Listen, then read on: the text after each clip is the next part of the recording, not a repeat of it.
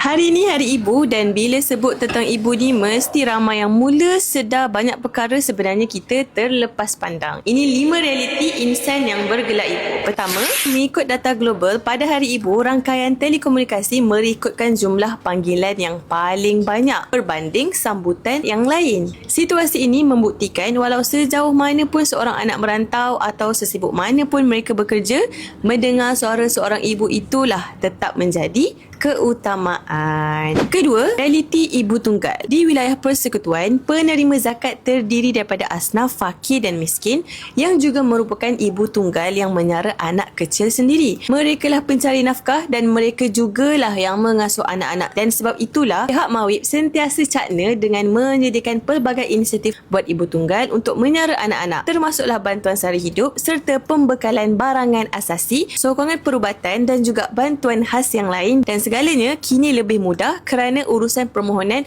boleh dilaksanakan dengan mengunjungi mana-mana pejabat Mawib yang berhampiran. Fakta yang ketiga, sebahagian besar pembayar zakat wanita datang daripada golongan bekerja biasa.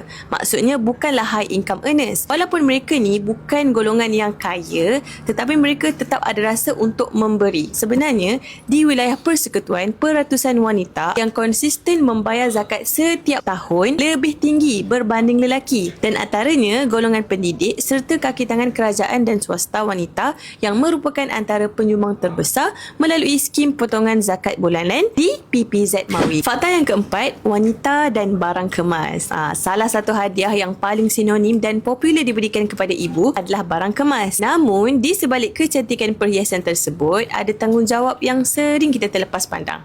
Ibu-ibu hebat yang ada emas perhiasan melepasi kadar uruh kebiasaan pakaian setempat bolehlah tunaikan zakat emas. Contohnya di wilayah persekutuan, uruf kita adalah sebanyak 800 gram. Dan fakta yang terakhir, ramai dalam kalangan asnaf wanita pada hari ini telah berjaya keluar daripada belenggu kemiskinan. Bayangkan ibu-ibu tunggal yang dulunya berjuang menyara anak-anak, hari ini bangkit menjadi usahawan yang lebih stabil.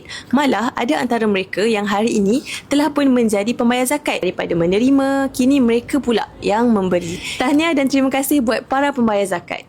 Andalah wanita yang hebat. Selamat Hari Ibu buat para ibu yang menonton video ini.